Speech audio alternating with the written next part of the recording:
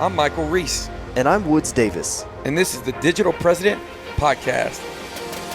We've cracked the code for generating customers online for every business model. In fact, we wrote the book on it. We've built multiple multi-million-dollar businesses in as little as 90 days. And the one truth that we discovered is the best business model is doing what you love and living your life by strategy. You truly can follow your passion and create the life of your dreams, as long as you have the right strategy. If you're a real estate agent and you'd like to learn how you can partner with us to help you implement our strategies and systems in your business so you can make a lot more money and have a lot more time freedom, all without ever paying us a penny or giving up a percentage of your commission, go to partnershipdetails.com and schedule a call with us today. While it's fresh in your mind, go to partnershipdetails.com. Now on to the podcast. All right, guys, listen, welcome to another great podcast. I got two of my best friends in the world. From the outside looking in and just really putting the pedal to the metal on content, I personally think, being able to be involved in some of the conversations that we're having amongst ourselves is very valuable for the community. And so Jay had texted me last night in transit from Dallas back to Texas. I think the text actually said, Jay, like this was, you were doing deep work. I have goosebumps right now. You might be able to see them. And he said, like, it was more valuable content in the last 5 years in this one, these handful of videos. I've been having side conversations with Woods. And I was like, man, what if we could all just jump on and like really share? And I think conceptually, it's like, how are we thinking? What's our perception individually about the market based upon our points of view? What are we doing? What lessons did we learn and how are we applying them to today's market?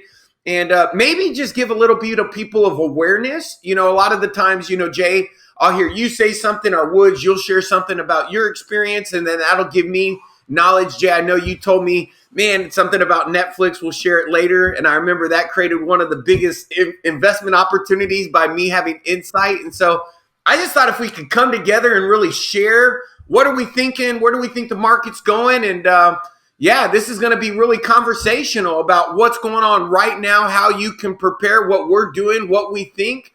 Maybe you agree with us. If you disagree with us, we'd love for you to throw them down into the comments. And Jay, since you hit me with the text this morning, why don't we start with you, man? Where are you at? Where's your mind at right now, man? Where you think the crazy market is? Yeah, so I think the lessons bought are lessons taught, it's 07 and 08. I bought some lessons. You know what I'm saying? I learned some really valuable lessons, and so there's this recession that we're in, and Feds are raising rates. Housing market is changing, and everybody wants to know, all right, what's the move, right? And so I'm certainly interested in just providing some insight as to how to navigate a shifting market, and helping agents with how to successfully navigate that, and some of the lessons that I've learned along the way and during that time period that I wasn't ready for. And so those are always the things you remember the most when you say, hey, I've been here before, and history doesn't repeat itself, but it rhymes. And so you got to look at what are the things that are the same, what are the things that are different, and what opportunities does that create? And so, and it takes a little deep work to kind of figure that out, because it's never the same. It's not exactly the same as 07 and 08. It's dramatically different. It's unprecedented what's happening with interest rates going up at the rate that they're going up. It's unprecedented what we just went through in a pandemic. All of these things are not the same as the past, but like I said, the past doesn't repeat itself. It rhymes. And so you got to look at everything that's going on and then make a good decision on what your strategy is moving forward. And so that's where I've been, had my head stuck in, consuming tons of content, learning, understanding, what to expect. And, the Fed is in control of all of this. They will determine whether, the rates continue to go up and really crash the economy, or if they, enter into stagflation, which is just, a little, teeter-tottering of lowering the rates and keeping inflation a little higher. And so it's just it's a fascinating time, and I want to know so I don't make mistakes, and I want to share what I'm learning with everybody as well. So I appreciate you having me on.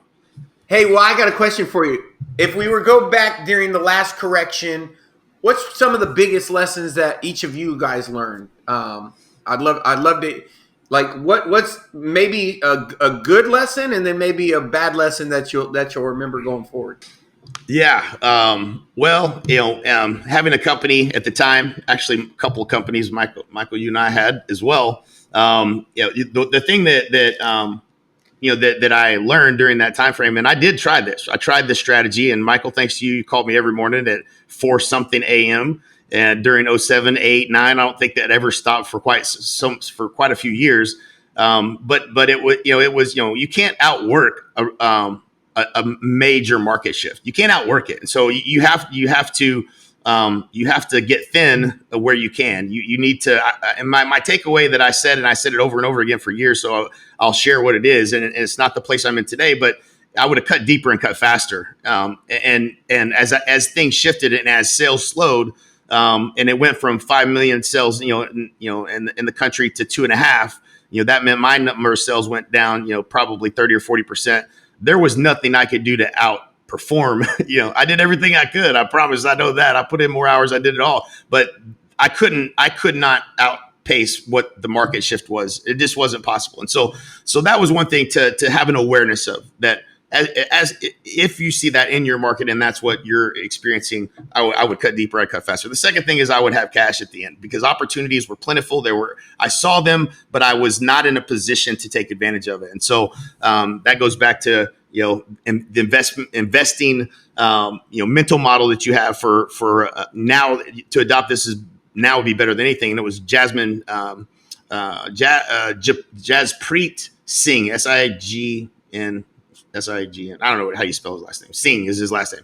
It was with Lewis Howes as a podcast, and he had a mental model for investing. I wish I would have had when I was 24. And I was talking to Braden yesterday, and I was like, "Dude, man, you have to adopt this as your philosophy." And it's the 75-15-10 rule. Live on 75%, invest 15%, save 10%. If you just live that and you consistently do that from now until the next 10 years, 20 years, especially starting now because things are at a discount.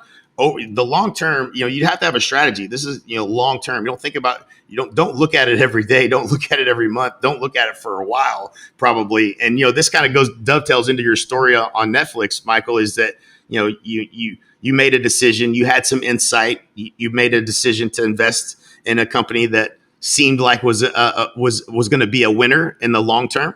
And, I'll let you share the story, but I thought that was a great example of, set it and forget it. Yeah, dude. For me, I definitely made my mistakes. I think my biggest lesson that I learned in the downturn was work with some professionals, right? So that's probably the best thing. That first of all, I think one of the things that I said is you got to start. So for me, starting to invest, and when I say invest, really I mean save. I had to save. I consistently saved. I force saved. Investment. I didn't rush any investments, but I did have some things that came down. For me, I'm just different, dude. The most valuable thing that I have is peace of mind. So I don't want to watch a train wreck. I want to watch a flower.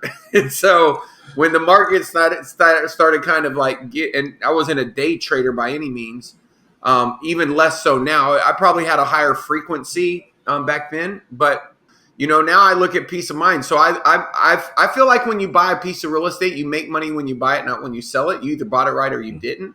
And so as an investment, having a set of rules that you follow. And for me, those rules have changed, way less speculative.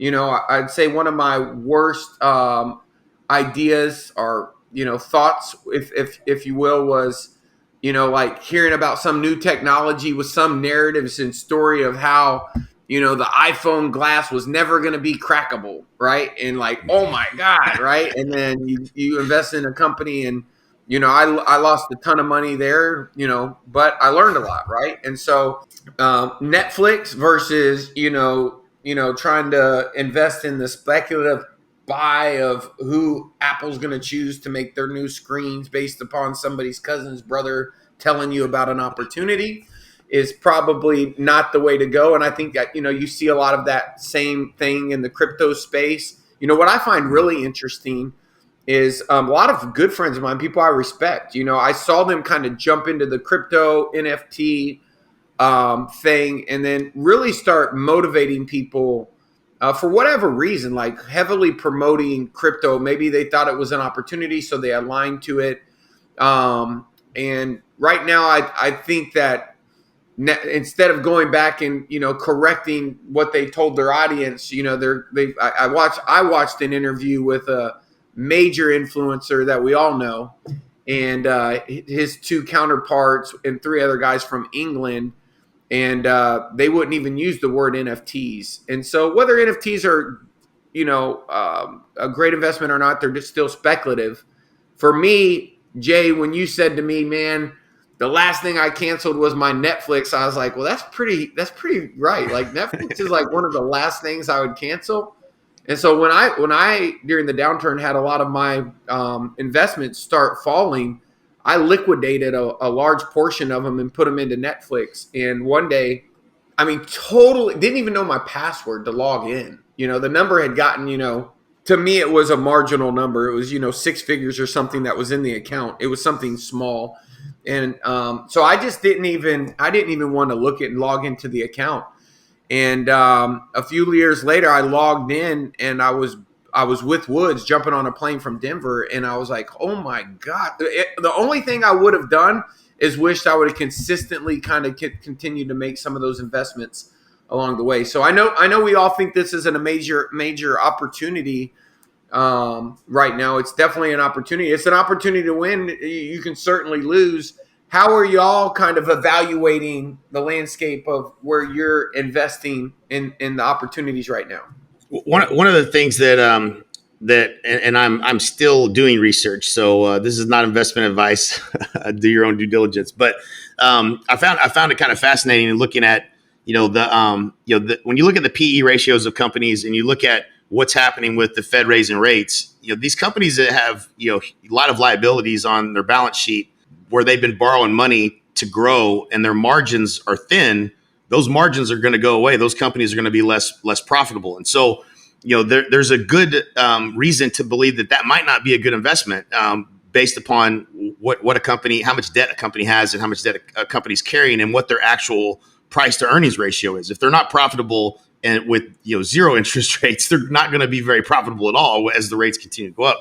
And so look for companies, looking for companies that strategically you believe are going to be long-term successful and have valuations that are respectable as it relates to the amount of debt that they're carrying. That's going to be something in the short term that's going to be a good determining factor, I think, for whether it's a good investment, a safe investment or not. So I thought that was a good advice to look at or consider. So I'm not necessarily exactly have like your top 3 things you should go put money in that I would go put my money in yet. But that's what I'm doing is I'm stacking cash and I'm waiting and I'm being patient and I'm doing research. And I'm hiring people that are smarter than me. So I think that's always the best advice.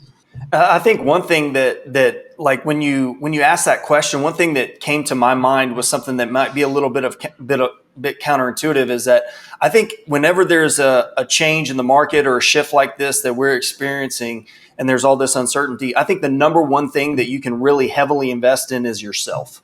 So like you mentioned, Jay, you're doing a lot of research. I think we're all in this real seeking phase. And when you just said hiring a lot of people, I would agree with that. Like, I think right now is not hiring a lot of people and bloating out your business, right? But investing in yourself, investing in advisors, investing in seeking out new strategies. I remember like back when the market crashed during the last big recession. All I was doing was absolutely speculative, dumb stuff. Doing little small developments, we were doing a lot of building. I was partnering with builders, building a lot of spec houses. I thought that was the way that I was going to get rich. It was all highly leveraged. It was, we were just speculating. Right. And I had to learn the hard way that was really not, it was my whole model. It was fundamentally flawed. And I'll never forget, I'm sitting in Naples, Florida, and we literally had a hurricane. And right after the hurricane, we went from a market just absolutely on fire. And after the hurricane, it literally was like somebody turned off the water faucet and there was zero buyers, zero demand. And we were stuck holding a lot of inventory. And I just remember how that felt and how fast. And I knew that we had to start investing in learning and seeking out other opportunities. And thank goodness, was able to discover kind of the whole short sale niche. And then we went all in on that and really developed those skills, invested in lots of boot camps, training programs, ended up partnering and actually giving away half of my business to a partner who was an absolute expert in short sales so I could learn that game. So I think right now is really the time to be looking to make heavy investments in yourself as to where you should be taking your business, especially, I mean, we're all entrepreneurs and most of the people that listen to this podcast, they're entrepreneurs. They're in the real estate business. They're trying to figure out, okay, like what are the best moves to make? So I have a question. So why don't you share how are you doing that? I want to have a conversation with you on how you're doing. So what investments are, like for me, I'm invested in content, camera. Like what are you doing? What's Woods Davis doing right now during the downturn? I'm making that same investment. I literally have a calendar out yesterday, and I was marking out my calendar and trying to determine which events do I want to attend and what is the most important skills that I need to be investing in that's going to align to my strategy, which obviously is similar to yours. I'm investing in education around content creation, and then I'm also investing in learning more about real estate. So there's some things that I'm looking at doing from an investing standpoint. And I'll be honest, like I've been a little bit fearful up to this point to be able to jump into the market because it's almost like I was so entrenched in the whole foreclosure and short sale market that I was always in the back of my mind. I'm always kind of like looking like, okay, when is it going to pop? When's the bubble going to pop? Because this isn't going to last forever. And so now I'm ready to start looking for additional opportunities, especially in real estate, because I believe that those things are right around the corner. And so for me, again, I just started by taking out the calendar and start putting these events in my calendar. And that's what I think is a good place to start. Share, come on, I'm going to pull it out for the audience. What events are you looking at? Well, tell us. We want to go. We want to play. Well, I just started doing research on some of the events that first of all, is the events that I'm going to do. What's the theme? What's the theme? You're not going to the NFT funeral. No, I'm definitely not. I'm definitely not going to the NFT funeral. So I'm looking up for content creation events. I'm looking at, and then I'm also looking at real estate investing events. I definitely agree with the strategy around real estate. I think the next 18 to 24 months will look different. And for me, it's having as much cash as I have liquid available for deals when the deals are out there. So when everybody's buying, I'm selling. When everybody's selling, I'm buying. So we'll see how things materialize. And the Fed has a lot of control over this. If the Fed goes and lowers rates, starts lowering rates again, it might keep inflation going up. It might keep the price of real estate going up. But the sentiment, at least from the things that I've been listening to, is that the Fed is committed to this plan to dramatically slow inflation, which means they're going to continue to raise rates, which makes with as much equity that has been created in the last 10 years in real estate, it gives people the ability to make an adjustment and sell a house, not even have to short sell it, not have to worry about going into foreclosure. They can sell. And so the motivated sellers will be able to sell no matter what the demand looks like, and every market will be different. So pay attention, do your own research within those markets. But yeah, I think that's the best investment still, and historically has always been real estate. And I think in this, the stock market, the couple of guys that I've been listening to are, they're not, they don't think it's over. that Michael Burry, who's, somebody who's been very good at predicting things, is still suggesting there's 50% more in the equities markets to give. And that's the same number that I heard from another economist guy, not really an economist, but really an ex-banker that kind of understands the banking world.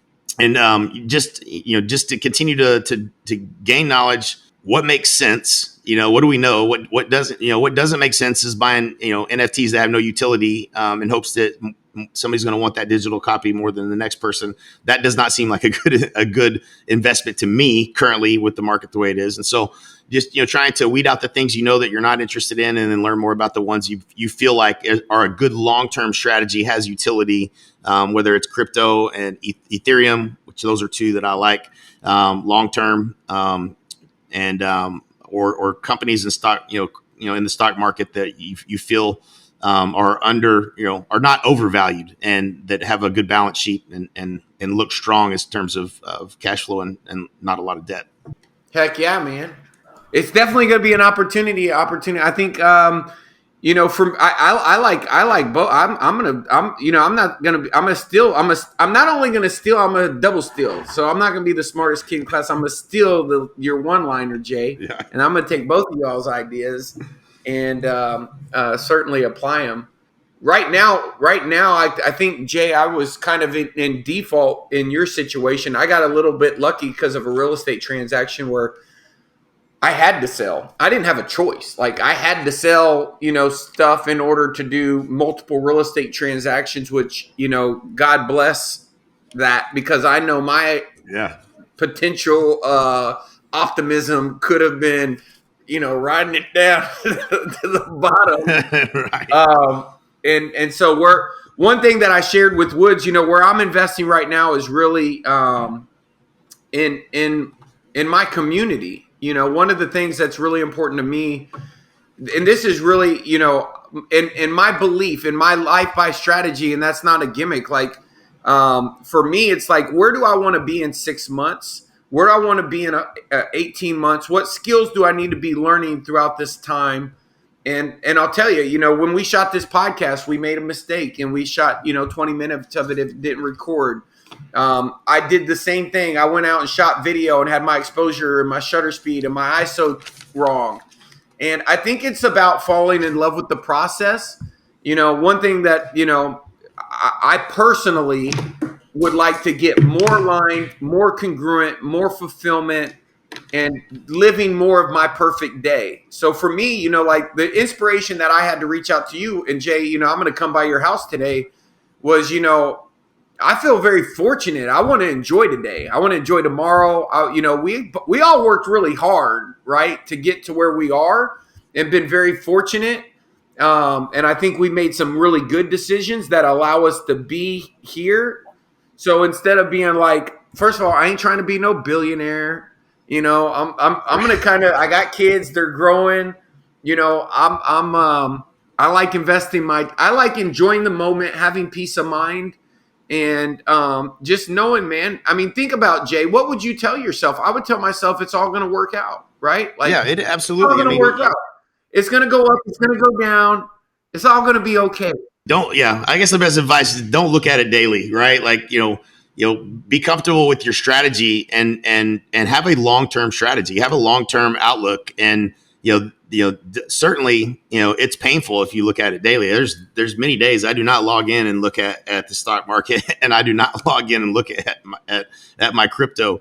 And that's okay. But what it does create is, this is an opportunity. Things are on sale. There's going to be, the ability for you to dollar cost average and get in, and pick up more shares. And over the course of time, maybe it's 3 years, 5 years, 7 years from now, again, going back to the story you were talking about with Netflix, Michael, you put a small investment in there, and it, over the course of time didn't look at it, and you believed in Netflix. You never was like, I don't believe in Netflix. If you had felt that way, you might have gone in and looked at it and sold it and bought something different. But you believed in Netflix as part of your long-term play, and you didn't touch that money, and it multiplied and multiplied and multiplied.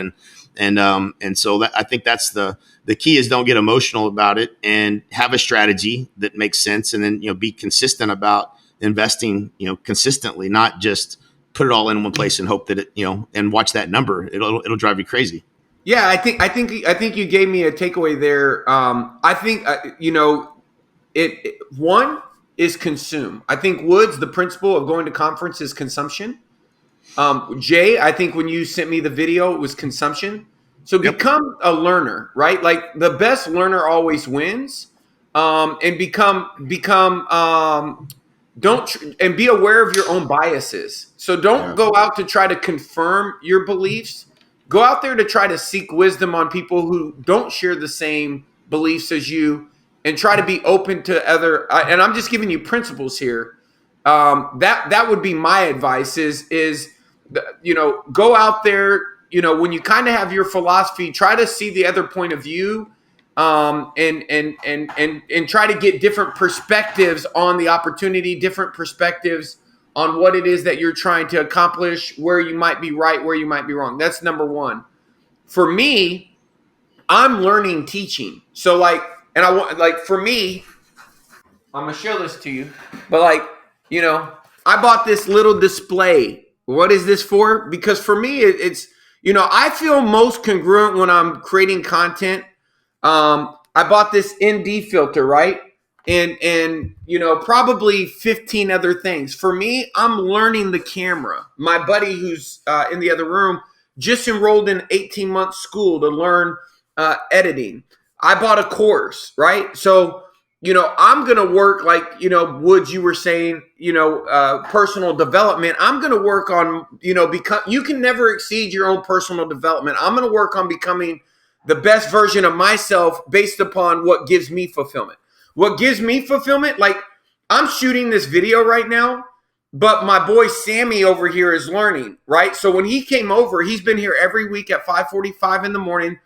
He told me, he said, next week, Mike, we're getting up earlier and we're working out. Like Jay said, I want someone to push me. I want to just get better, right? And so, and be around people that are trying to get better.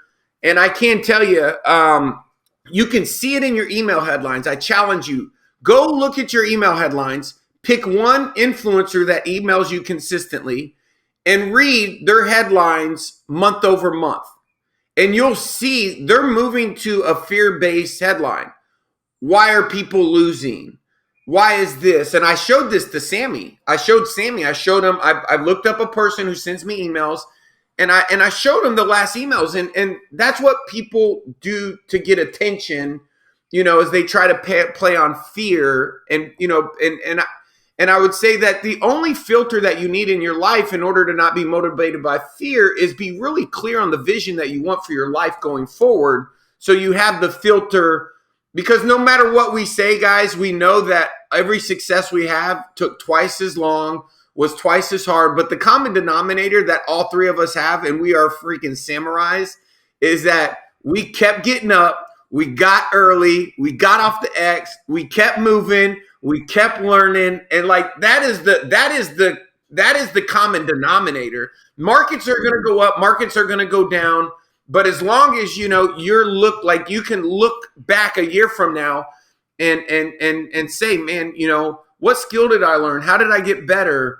You don't want to go out there and end up like Pete Rose. You know what I mean? Pete Rose is. I know where Pete Rose is going to be tonight. 5 o'clock, he's going to be downtown Vegas. You can walk right by, give him $5 and take a picture. Swinging for the fences. It ain't about swinging for the fences. It's opportunities are going to come, and whether it's today, your opportunity is going to come. Your opportunity might not come 23, 24, 20. It's going to come. You got to be prepared when it comes. And so worry about the things that are in your control and continue to learn and add value. I think especially right now, when you think about business, there's a difference between cutting, making cuts and preparing yourself and being wise, and shrinking back. And if you leverage this opportunity while everybody is going to be in the mindset of shrinking back, what are all the opportunities for you to expand and capture all of the area where they're shrinking? I literally I just recently bought a course on Facebook ads, a new type of strategy related to Facebook ads. I already have a lot of expertise in that, but it's something that I want to expand on because I know that people are going to start cutting their budgets. People are going to stop spending money on advertising. People are going to stop. Yep. They're going to shrink. And that's just opportunity for the people who are willing to expand and play the game to capture more market share, to capture more 100%. Opportunities. So like one of my big takeaways just from our conversation, here today is having that mindset of expanding, looking for the opportunities, like looking for this opportunity to grow while a lot of other people are going to start playing defense, just stay on offense. So, hey, Jay, Yo. was there anything that you didn't share from that got you real excited that we may not have talked about or chatted about from some of that deep work you did the last couple of days? I mean, if anybody wants to, you can go to my Facebook page and look at the post I posted yesterday. It's gotten quite a bit of attention, I guess, and just because I've been seeking, I've been running into a lot of misinformation and mixed information, and so and again, you going back and just looking for what's what is truth, right? What do we know? What do we know? What's happening? What do we expect will happen? And if depending on what the Fed does, what are the likely outcomes of those things? And so the bottom line is in the marketplace, with the 0.75% hike that happened in June, we saw literally almost overnight. Marketplaces go from 20, and I had multiple conversations and, with different people all around the country in different markets, as small as Lawton, as bigger than Dallas, and many of them and many of the price points are experiencing going from 20 offers to one. And that, that happened with just a little bit of a rate hike. If they continue to do that, what does that mean? What does that do to inventory? Inventory is climbing in markets already. There's several markets that inventory is double or triple what it was last year, and we're just getting into this. And so when there's when demand slows and inventory rises, that's when markets shift and they change, and having some awareness around that. And really, my post was mostly about what to do, right? What should you be doing that you're not doing, or that maybe you haven't done in the last 10 years? And if you've never had a price reduction, if you've never made a price reduction on a property, that's it's going to be a conversation you're going to need to learn how to have. And you need to have systems and processes in place. I talked about, the mistakes that I made. I went from 100 to 200 listings. That sounds like a really great problem, but it was a big problem because the houses weren't selling. And my ability to communicate what was happening in the marketplace with active inventory and what was pending was not, I was not having those conversations fast enough, or at least I wasn't convincing enough, and they wouldn't reduce. And then they would call me 30 days later and they would want to reduce to the price I told them. And it was too late because now they needed to reduce even more because there had been new markets, new homes that came on the market that were lower, new pendings that were lower than what I had suggested 30 days prior. That's how fast things were changing. And so, having a system in place where you're communicating, up front what's going on in the marketplace and how important it's going to be for you to be the expert and be consistently monitoring the market so that that you're positioned in a way to attract an offer sooner and not later, as if they continue to raise rates, what that might do. And so, just all of those little things that were very painful for me in 07 and 08 when I wasn't ready for it, because I'd had nothing but year after year of continuous growth and appreciation in real estate. And so, that's not a likely thing that we're going to see in a lot of markets. And so, just being prepared to have those conversations and pay attention to the market, be the expert, know what's going on, know the pending ratio. Is it going up? Is it going down? Know the inventory. Is it going up? Is it going down? Pay attention to, the buyers in the marketplace. Have better systems for knowing who's motivated and who's not motivated, and who has to buy and who has to sell versus, working with just any client, and just things that I think will help. So that post, there's several graphs and stuff in there, just kind of evidence of what's already happening and whatnot. But you can look at that on the Facebook, on the Facebook page. Any final words from you, Woods? I think the only thing that I would say is just, man, I think that there's a lot of opportunity, and it's going to be fun.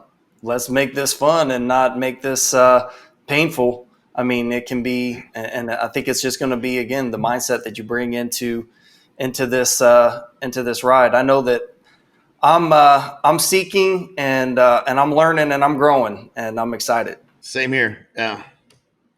Well, man, that's great stuff, man. Jay Woods, I really appreciate your time. Freedom Friday. Appreciate everybody who tuned in. If you like the podcast, if you like this episode, make sure you subscribe, turn on notifications, because we are pumping out a lot of great new content every single week, and you'll be notified when it's available. And like we always say, the best life to live is a life by strategy.